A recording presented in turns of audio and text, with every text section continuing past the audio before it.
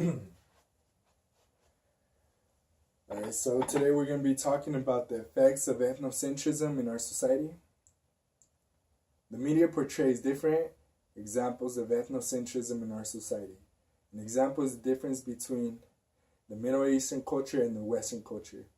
Here we have two different, very cultures that value themselves over the other. These cultures have different sets of beliefs and ideas that believe to be superior to one another. Throughout history, people have judged based on their skin color, culture, race, and belief. We think that having a certain way of life and certain physical characteristics make you inferior in social standing. This kind of belief leads us to ethnocentrism. When we glorify our way of life, our culture as superior than others, ethnocentrism is found in all known societies. America is one of the most diverse countries in the world, yet it faces many problems that leads to social conflict and interferes with our capacity to understand others, promoting prejudice, ignorance, stereotypes, and discrimination in society. In today's multicultural world, we need to understand how ethnocentrism plays a negative role in our society and trying to come up with solutions on how we can tolerate and understand different cultures to glorify our world. Through ethnocentrism, we have created a social construction also known as race. In the U.S., we have about 6 different categories of race. They are white, black, Asian, Pacific, Islander, and Native American. The problems with this racial breakdown is that it divides people into different groups based on physical characteristics. For example, skin color, which is pretty absurd and inaccurate. One person can be from an Asian descent and have lighter skin tone than that one of a Caucasian. Skin color can vary in all races. With the construction of race, racial minorities, and negative stereotypes coming along, society has treated people differently and singled them out for thousands of years because of their physical characteristics and cultural differences.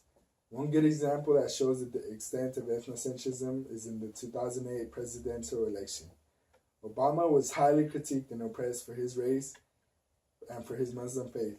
Many voters looked at Obama in 2008 and saw an outsider, a black man committed to a strange religion. Differences have created problems in our society. For instance, America is a pluralistic country where ethnic diversity is maintained. Different groups live separately but do not share equal political or economic rights. One good example would be gay and lesbian couples who have been denied courtship and their marriage, essentially. Obviously, the rules are starting to change now, but it has been a long struggle. When we look back at history, people of color have faced social oppression, discrimination, exploitation, all for physical differences. Prejudice has led us to misreading and has hindered our social perception. It has led us to make false assumptions and generalize all members of a target group, making us insupportable to our group.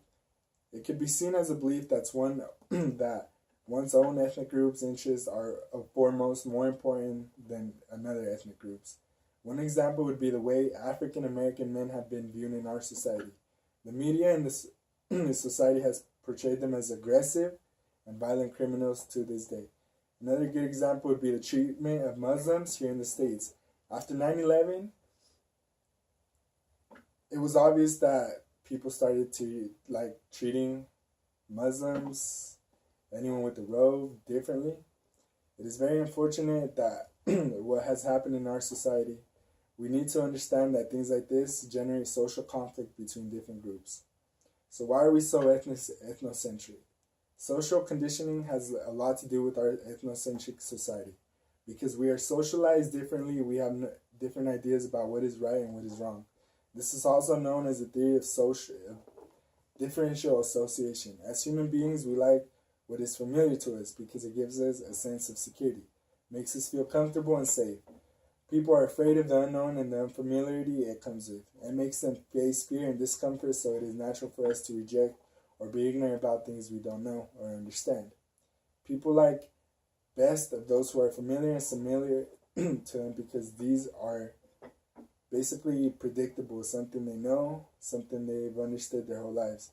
This is also one of the main reasons why we tend to join groups, so we have a sense of security and protection, to fit in feel accepted, find a sense of identity. Once in groups, we tend to conform to the group norms, whether it be positive or negative. This is also known as social cohesion, where we committed to the group and each other. The needs of groups are more important than those of individual members. Unfortunately, a lot of group leaders abuse their power to ensure their superior position by prosecuting minorities as inferiors.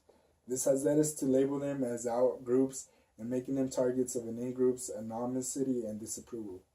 So what can we do to decrease this ethnocentric view in our society? We can start by suspending judgments toward one another and try to understand our reasons behind our differences. In order to do that, we have to gain an understanding of other cultures from their perspective, evaluating by their standard and not ours. This approach is also known as cultural relativism. It is important to apply this technique, that way you can emphasize their approach on social structures, norms, and culture. When individuals hold a positive overall evaluation, they tend to appreciate cultural diversity and cultural maintenance in other ethnic groups. Another approach we can use is cultural diffusion. By scattering out ideas, cultural traits, beliefs, and social activities from one culture to another, we can educate ourselves and learn a lot from each other.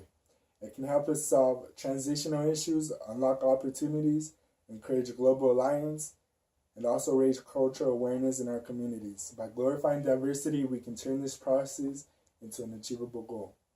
All in all, ethnocentrism is a powerful force and it creates a lot of problems in our society.